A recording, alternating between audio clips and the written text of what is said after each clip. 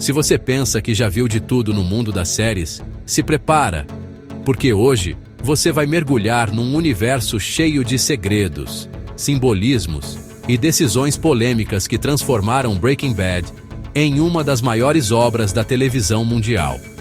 É sério, pessoal. Estamos falando de uma série que não só ganhou todos os prêmios possíveis, mas que redefiniu o que a gente espera de uma história na TV.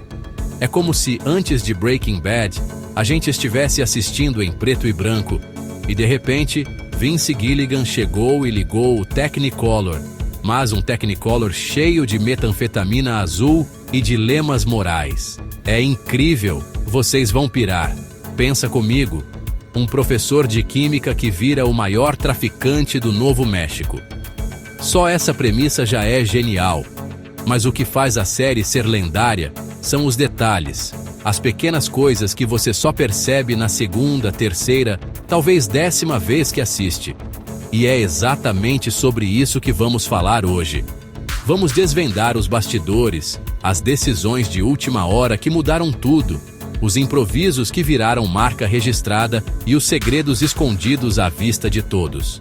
Então, sério, pode sentar aí, pega a pipoca, o refri, o lanche que for, porque o que a gente vai te contar hoje vai prender sua atenção mais do que qualquer episódio final de temporada.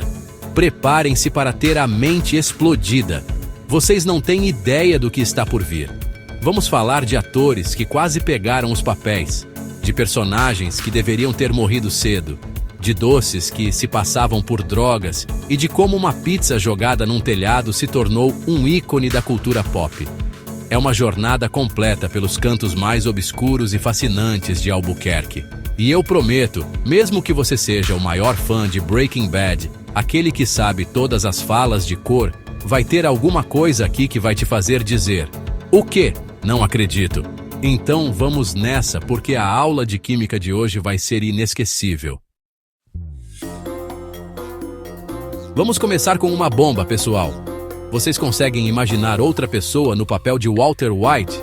Tipo, fechem os olhos e tentem. É difícil, né? Bryan Cranston é o Walter White. Mas acreditem ou não, ele não foi a primeira escolha.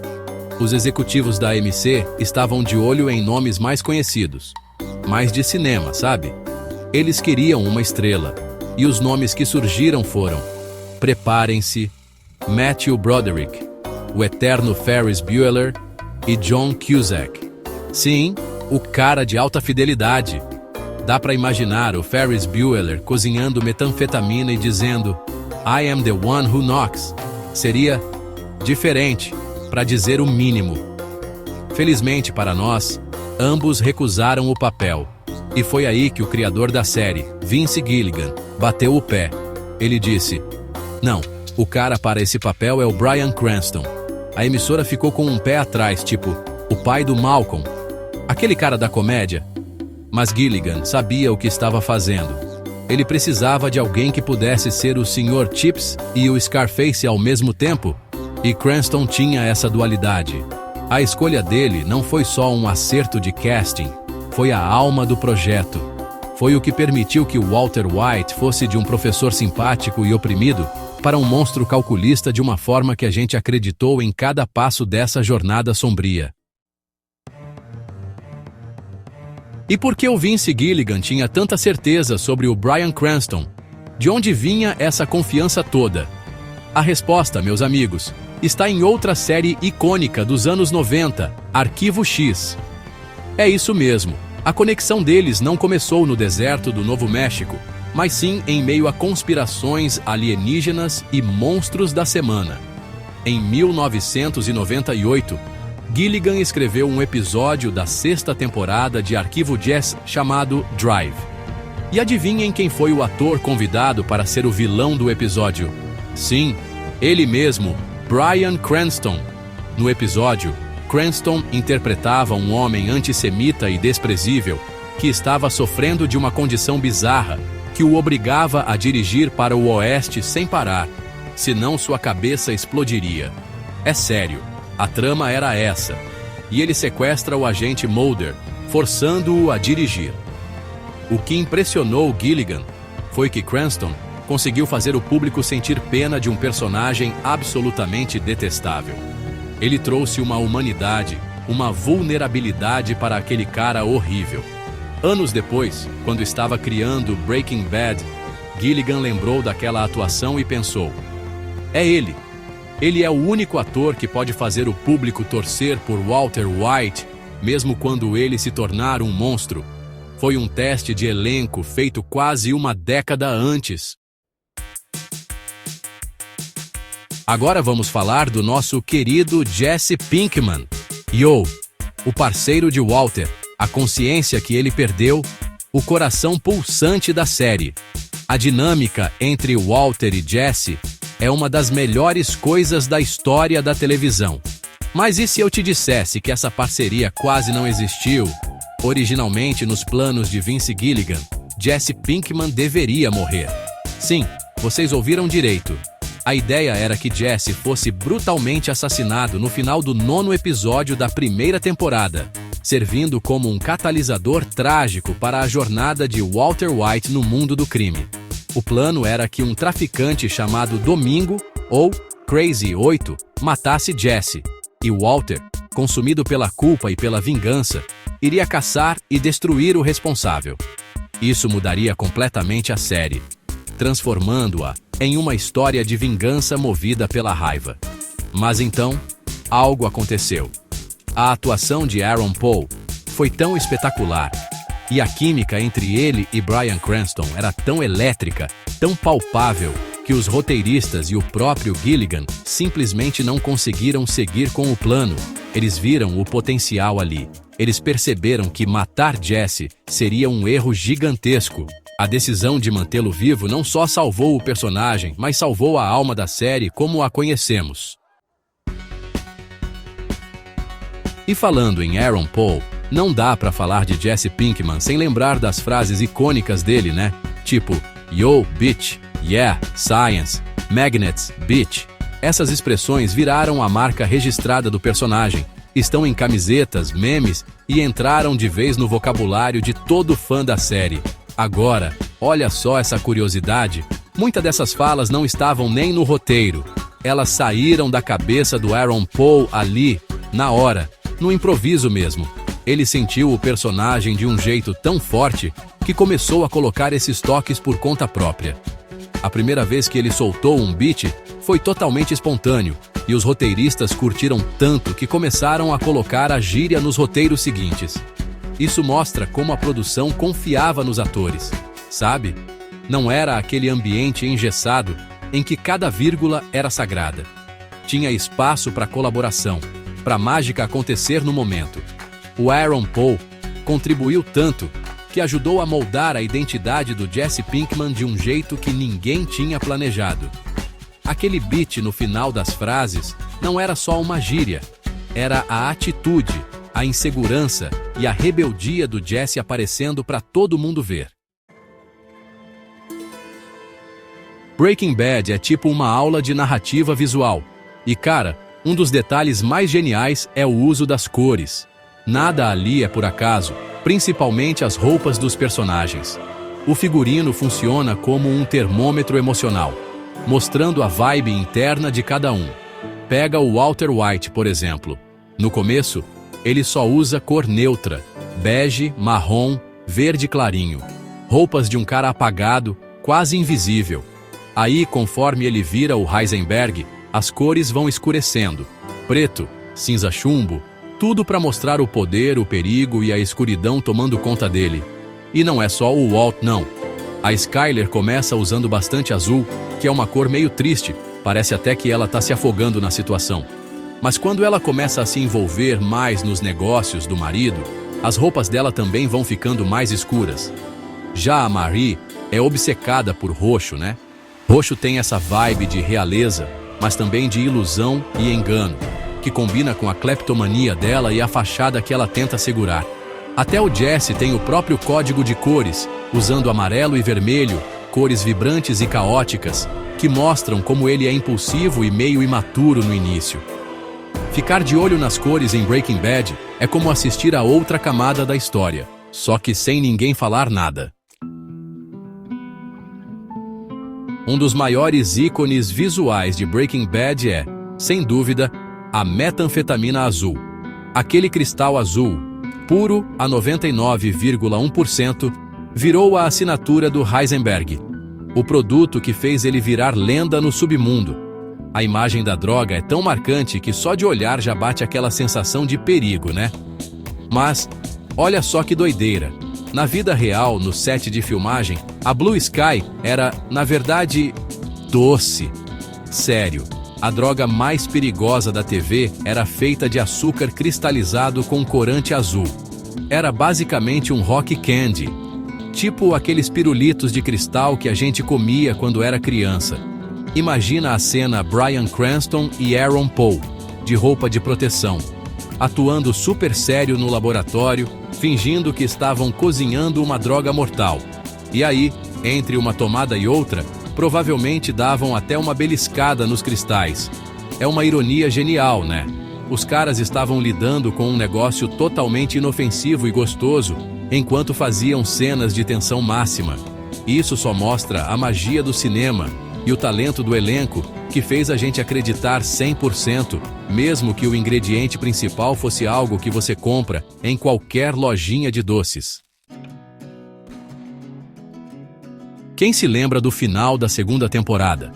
Aquela imagem assustadora do ursinho de pelúcia rosa caindo na piscina dos White, seguida pelos destroços de um avião. Aquele arco narrativo, com os títulos dos episódios 737, Down, Over, ABQ, que juntos formam uma pista sobre o desastre, foi uma das coisas mais ousadas da série. Mas essa trama quase não foi ao ar. A equipe de roteiristas estava dividida. Alguns achavam que um acidente de avião era um evento grande demais, muito aleatório, que poderia tirar o foco da história principal de Walter. No entanto, Vince Gilligan defendeu a ideia, explicando que o acidente não era aleatório, ele era a consequência direta, embora indireta, das ações de Walter. Pensa só, Walter deixou Jane morrer. O pai de Jane, Donald, um controlador de tráfego aéreo, fica devastado pela dor e comete um erro fatal no trabalho, causando a colisão de 2 aviões. É a metáfora perfeita para o efeito dominó do mal. As escolhas egoístas de Walter não afetam só as pessoas ao redor dele, elas se espalham, criam ondas de tragédia que atingem centenas de inocentes. O acidente de avião foi a forma mais brutal de mostrar que, no universo de Breaking Bad, nenhuma ação fica sem consequência. A genialidade de Breaking Bad está nos detalhes, e isso se estende até a música e os títulos dos episódios. A música de abertura, por exemplo, aquela melodia curtinha e estranha, não foi feita com instrumentos convencionais. O compositor Dave Porter criou a trilha sonora usando sons gravados em um laboratório de química. Ele misturou o som de béqueres, tubos de ensaio e equipamentos científicos para criar aquela atmosfera única, instável e perigosa que define a série. É literalmente a química virando música. E os títulos? Os títulos são um show à parte. Muitos deles têm significados ocultos e referências químicas. O final da série, por exemplo, se chama Felina. À primeira vista, parece uma referência à música El Paso do Marty Robbins, que toca no episódio e fala sobre uma mulher chamada Felina. Mas é mais do que isso. Felina é um anagrama para finale. E se a gente for para química, Fe é o símbolo do ferro, que é um componente do sangue. Li é o símbolo do lítio, um metal usado em baterias e também na produção de metanfetamina. E Na é o símbolo do sódio, que é um componente das lágrimas. Sangue, metanfetamina e lágrimas. Basicamente, o resumo perfeito da série inteira escondido no título do último episódio. É de explodir a mente. Breaking Bad virou um fenômeno cultural tão grande que foi além da tela da TV. A casa usada como a residência da família White, lá em Albuquerque, virou um ponto turístico famoso. Fãs do mundo inteiro vão até lá para tirar fotos. O problema é que alguns fãs exageraram um pouco e começaram a recriar uma das cenas mais icônicas da série. Aquela em que o Walter, bravo, joga uma pizza gigante no telhado. Sim, as pessoas começaram a jogar pizzas de verdade no telhado da casa dos moradores reais. A situação ficou tão séria que os donos tiveram que construir uma cerca alta, e o próprio Vince Gilligan precisou pedir publicamente para a galera parar. E o realismo da série não chamou a atenção só dos fãs, não. A própria DEA, a agência antidrogas americana, elogiou publicamente a série. Eles ficaram impressionados com a precisão dos detalhes sobre a produção de metanfetamina e a dinâmica do tráfico de drogas. Consultores da DEA chegaram a se reunir com os roteiristas para garantir que tudo fosse o mais autêntico possível. Claro, eles omitiram alguns passos cruciais do processo de cozimento para não criar um tutorial na TV, mas o reconhecimento de uma agência real como a DEA é o maior selo de aprovação que uma série sobre esse tema poderia receber. É a prova de que eles fizeram o dever de casa. E aí, pessoal? Mente explodida ou não? De atores que quase foram outros a doces, se passando por drogas e significados escondidos, até na tabela periódica, Breaking Bad é uma caixinha de surpresas que parece não ter fundo. Cada detalhe, cada escolha, cada improviso ajudou a criar essa obra-prima que a gente ama e discute até hoje. É muito mais do que uma série sobre crime. É um estudo profundo sobre a natureza humana, sobre ambição, orgulho e as consequências devastadoras das nossas escolhas. É uma história que fica com a gente, que faz a gente pensar, e é por isso que ela é tão especial e atemporal. Passar por essas curiosidades é como revisitar a série com um novo olhar. Da próxima vez que você assistir, vai reparar nas cores das roupas, vai lembrar que o Jesse quase não passou da primeira temporada e vai pensar nos moradores da casa do Walt tendo que tirar pizzas do telhado.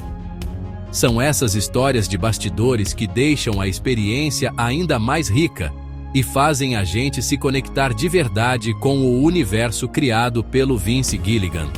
Ele e a equipe não fizeram só uma série de TV. Eles construíram um mundo complexo, cheio de camadas, que continua fascinando a gente anos depois do final. Se curtiu essas curiosidades e quer mergulhar ainda mais fundo nesse universo, já deixa o like, se inscreve no canal e comenta aí qual personagem você acha que merecia um spin-off próprio. E fica ligado, porque no próximo vídeo, a gente vai explorar as conexões escondidas entre Breaking Bad e Better Call Saul que ninguém te contou. Até lá, stay out of my territory.